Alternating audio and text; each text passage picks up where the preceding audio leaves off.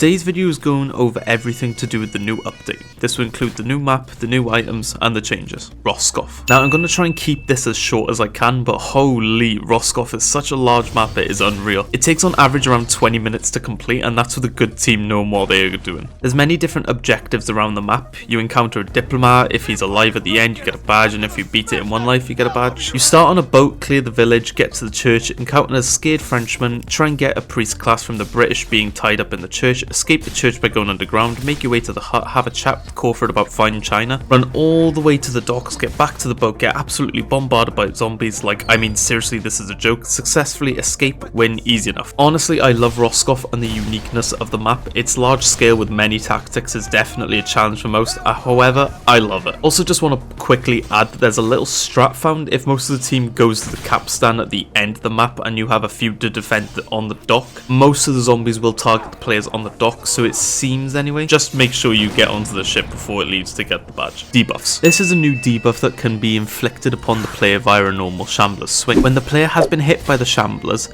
they'll see an indicator down in the bottom to the left of the health bar. As if you are hit by multiple shamblers whilst this effect is active, it will continue to add infection to the player until the debuff is reset. I have no idea if by a player getting hit by shamblers over and over and over again increases the duration of the debuff, but let me know in the comments. This new debuff is pretty self-explanatory and will only happen when 2 or more shamblers are on you, or when you have one shambler biting you from the back. When this debuff has occurred, the player will have a 1.1 infection infliction every 1 second. Now bear in mind this effect is active for 72 seconds, however the debuff is only active for 30 seconds. However, it's important to note that whilst this debuff is active for the 72 seconds, any incoming attacks will receive an additional +2 infection. A debuff that is only caused by the zapper, and yes, this can also be inflicted by the player zapper, a player who has turned into a zapper. This effect is almost permanent and it can increase infection whilst it is active. The only way you can get rid of this is by having a surgeon heal you. They'll do a different animation of almost a Stitch-like animation first, which will cost 1 extra supply. And yes, every time a zapper hits you, they will always give you this debuff effect. This is the same as the clawed debuff, however it can only be inflicted via the new viral runner, more on that later. It inflicts a +1.1 infection rate for 30 seconds, however you will have the status effect for an extra 30 seconds. This is because it has the same effect as the clawed debuff, however it lasts the full 60 seconds. This one just sounds damn right cool, but on a real note, if you are given this status effect from the new viral runner, there is no saving you from this point. Impending madness does what it says on the tin, your death is imminent. However, if you let the priest perform the new mercy ability again, more on that later, you'll be put into an animation that'll make all zombie types ignore you, including bombers. Now, the priest will kill you, and I know that sounds a bit harsh, but it'll stop you from turning into the new viral runner and spreading more infection. Not only this, but post-edit me talking, it states that impending madness will only happen to a chaplain, so yeah, I only just found that out. New items. So this is a new item for the priest costing 1200 franc. Now, what does it do? Well, it'll slow down zombies and inflict chip damage. Now, other than that, we don't know what else it does other than what the in-game stats provide, because as I'm recording this, the wiki hasn't been updated yet. It does state, however, that upon use, all zombies except bonners will receive a damage and slowness debuff, meaning they are slower and they'll have the weakness applied to them. This debuff lasts as long as the crucifix is active for, I believe, 15 seconds. Landing a successful hit will recharge the meter by 10, therefore use it wisely. The Book of Divinity is also a new item within the game, costing only 900 franc. When using this, it prevents all incoming infection for 65 seconds, where the player will not take any infection related debuff. Along with this, it also cures 25% of the overall infection the player has. It is much like the blessing, where it halves the time of all debuffs. The item is also a 3-use item and will need a staggering 25 seconds before it can be used again. However, if the player plays more aggressive, then each zombie said player has killed will add a +1 to divinity, meaning the more you play aggressive, the more useful you can be. It's also important to note that both the divinity and the exorcism crucifix can both be equipped at the same time and thus can cancel the blessing and crucifix. The tar bottle is a new projectile in the game, costing 250 franc. Personally, I prefer this to the grenade due to its on collision feature, as throwing this at a zombie with a direct hit will cause...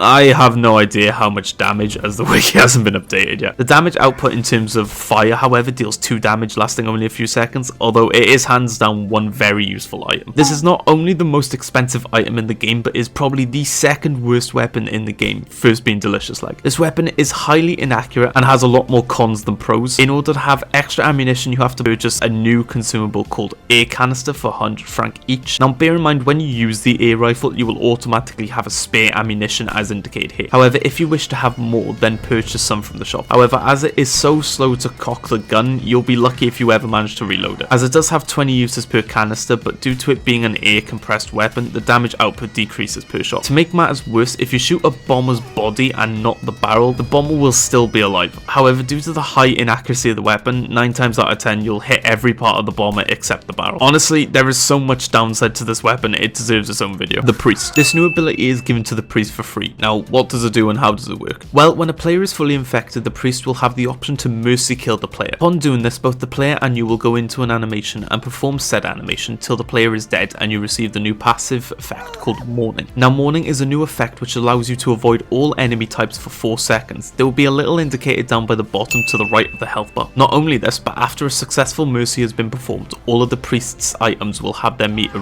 fully recharged. The stake has been reworked a little, making it so it adds a puncture debuff, which does a few things. It fills the crucifix's meter, it applies a minus 20% for infection rate and inflicted effects to zombies once hit. And the best part, this can be stacked up to 3 times and last for 3 seconds. That may not sound the best, but when you have a minus 60% infection debuff on a zombie about to attack a player and cause a debuff, it can mean life or death. Now, the blessing has had a few changes. You will still be able to do the norm and get rid of infection, however not fully. You can now only half the time of all infection debuffs, meaning if you have the clawed or bitten, it won't get rid of the infection rate, only the infection time. So be aware in case of any of your friends are looking a little grey. Viral Runner. So this is the new enemy type, Viral Runner. Now this is an enemy not to underestimate. Granted, it can only spawn in once a player is fully infected, however it packs a punch, landing 2 new debuffs previously discussed, twice the amount of health as a player, and can be an absolute pain in the...